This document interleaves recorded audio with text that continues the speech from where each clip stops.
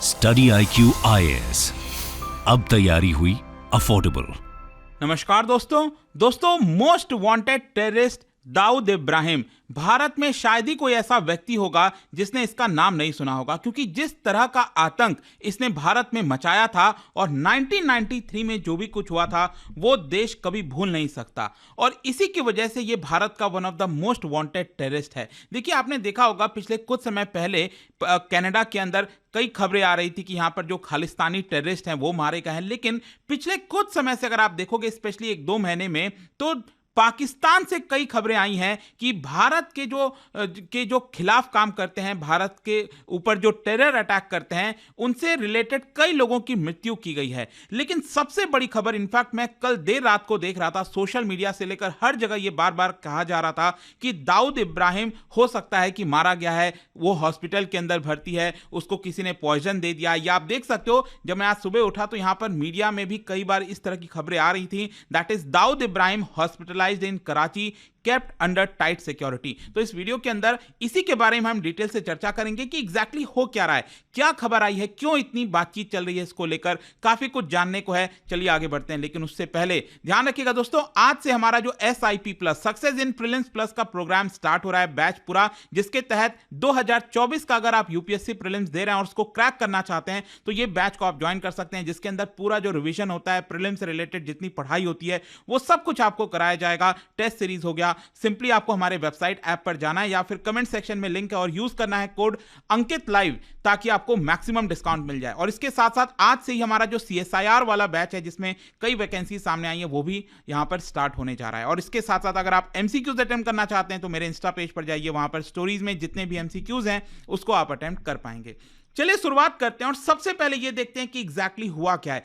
देखिए, यहां पर अनकंफर्म्ड सोर्सेस के माध्यम से सोशल मीडिया से लेकर कई जगह ये खबरें चल रही हैं, बार बार बताया जा रहा है कि पाकिस्तान के कराची में, क्योंकि ये तो हम सबको पता है कि दाऊद इब्राहिम पाकिस्तान के कराची में रहता है, लंबे समय से रह रहा है, जो कि पाकिस्तान यहां पर डिनाई करता है, उसको छुपाता है।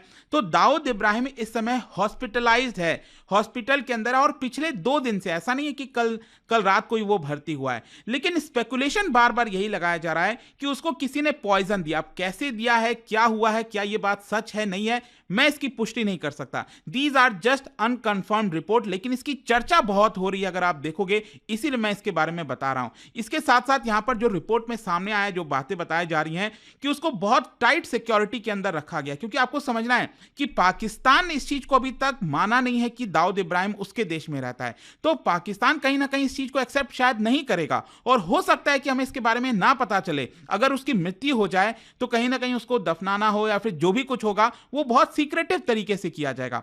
तो शायद दुनिया को इसके बारे में पता चलेगा, नहीं पता चलेगा, कुछ भी इसके बारे में जानकारी नहीं, क्योंकि पाकिस्तान हमेशा से इस चीज को डिनाई करता है। और बताया यह जा रहा है कि जिस हॉस्पिटल में रखा गया है उसको, उसका जो पूरा फ्लोर है उसको खाली कर दिया गया है, और सिर्फ उसके जो क्लोज फैमिली मेंबर्स हैं और जो डॉक्टर्स हैं हॉस्पिटल के, वही उसको एक्सेस कर सकते हैं। अब इसके साथ साथ भारत में भी इसको लेकर उत्सुकता है, और इसीलिए मुंबई पुलिस अगर आप देखोगे तो कई सारे इस तरह से रिलेटेड जो इंफॉर्मेशन है उसके बारे में वो जुटाने की कोशिश कर रही है फ्रॉम देयर रिलेटिव, जो अलीशा पार्कर है और जो साजिद वागले हैं, उनके माध्यम से कहीं ना कहीं इंफॉर्मेशन जुटाने की कोशिश की जा रही है। खैर, क्वेश्चन अब यहां पर यह है कि दाऊद इब्राहिम है कौन और इसके बारे में हम क्यों डिस्कस कर रहे हैं। देखिए, 1993 जब भी दाऊद इब्राहिम का नाम आता है ना, और स्पेशली जो एक मूवी आई थी ब्लैक फ्राइडे करके, अगर आपने नहीं देखा हो देखिएगा, तो 1993 का जो मुंबई ब्लास्ट हुआ था उसका ये मास्टरमाइंड था। जिस तरह से उसने ब्लास्ट करवाए थे मुंबई के अलग अलग जगहों पर, मतलब बहुत ही दर्दनाक हादसा था वो, और इसकी वजह से आप सोचिए 250 से ज्यादा लोगों की मृत्यु हुई थी।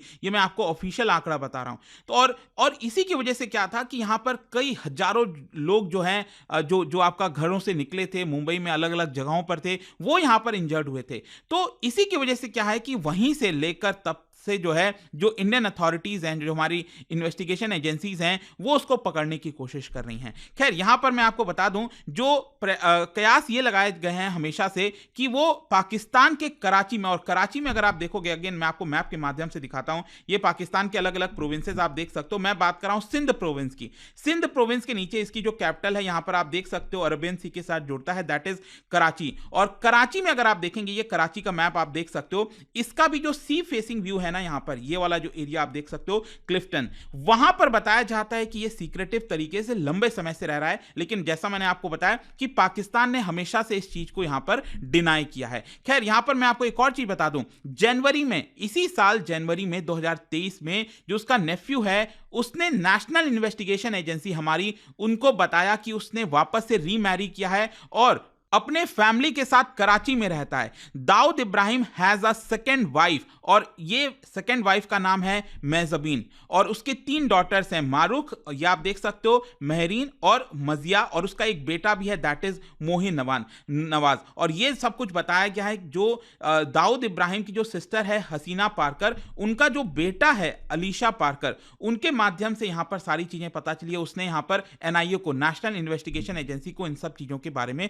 बताया था। देखिए, यहां पर सबसे ज्यादा चिंता की बात यह थी कि यह ब्लास्ट तो 1993 वाला हुआ था, उसके साथ साथ जो डी कंपनी है, उसका जो पूरा ग्रुप था, उन्होंने क्या किया था, एक स्पेशल यूनिट को एस्टैब्लिश किया था ताकि भारत के अंदर जो एमिनेंट पर्सनालिटीज हैं, जैसे पॉलिटिशियंस हो गए, बिजनेस पर्सन हो गए, उनके ऊपर टेरर अटैक कराना, उनसे फिरौती लेता था, पैसे मांगने की कोशिश करता था, और वो पैसे ना मिले तो वहां पर उनको मरवा देता था। तो लंबे समय तक ये सारी चीजें मुंबई में चली, और मुंबई में भी एक अलग तरीके का आतंकवाद जो रहा है, और उसको कंट्रोल करना बड़ा मुश्किल था। कैसे जैसे कर बहुत से लोगों ने अपनी जान गंवाई है उसके अंदर, और तब जाकर मुंबई में आज के डेट में जो आप देखते हो शांति, वो बहुत मुश्किल से आ पाया है, क्योंकि दाऊद का बहुत ज्यादा वहां पर आतंक था, एक तरह से आप कह सकते हैं। और आज के डेट में भी, इनफैक्ट आज भी बताया जाता है कि अगेन आपको मैं बता दूं, जो ग्लोबल टेररिज्म इंडेक्स है 10th एडिशन उनका जो आया था, उन्होंने बताया कि कई सारे जगहों पर मुंबई के अंदर जो अलग अलग एक्टिविटीज होती हैं, चाहे ट्रैफिकिंग ड्रग्स की बात करें, ड्रग ट्रैफिकिंग की, आर्म्स की, काउंटरफीटिंग की, उन सब में भी जो दाऊद इब्राहिम और उसका जो ग्रुप है, दैट इज डी कंपनी, वो इसके अंदर इन्वॉल्व है। अभी जस्ट एक दिन पहले, अगर आपको याद हो, एक खबर ये आई थी कि महाराष्ट्र सरकार ने एसआईटी प्रोब बैठाया है कुछ डांस पार्टी को लेकर, जो कि दाऊद इब्राहिम का जो एड है, उसका कुछ शिवसेना के साथ, शिवसेना का जो लीडर है उनके साथ कुछ लिंक बताया जा रहा है। तो इस तरह की भी खबरें जस्ट एक दिन पहले की बात है। मतलब ये आप समझिए कि डी कंपनी का कहीं ना कहीं जो एक लिंक है, आपको आज भी मुंबई में देखने को मिलता है। तो ये पूरी तरह से खत्म नहीं हुआ, और इसीलिए कहीं ना कहीं हम चाहते हैं कि जो दाऊद इब्राहिम है उसको एंड किया जाए, और भारत तो लंबे समय से उसको मांग करता आया है। और यहां पर जो रिपोर्ट सामने आई थी, जो इंडेक्स का मैंने आपको बताया, उसमें यही बताया गया कि दाऊद इब्राहिम और उसका जो डी कंपनी है, उनका बहुत स्ट्रांग रिलेशंस है बाकी के टेररिस्ट ऑर्गेनाइजेशंस के साथ, जो टेरर ग्रुप है ना, चाहे अलकायदा की बात करिए, लश्कर तैयबा की बात करिए। और इनफैक्ट यहां पर एनआईए ने अपने चार्जशीट में यह भी कहा था कि दाऊद इब्राहिम और उसके जो लोग हैं, वो पाकिस्तान के कराची एयरपोर्ट, जो कराची मैंने आपको बताया, इसके एयरपोर्ट को भी एक तरह से कंट्रोल करके रखते हैं। तो सोचिए, टेररिज्म इस तरह से पनपेगा अगर पाकिस्तान जैसे देश में, तो क्या वो देश कभी डेवलप कर पाएगा?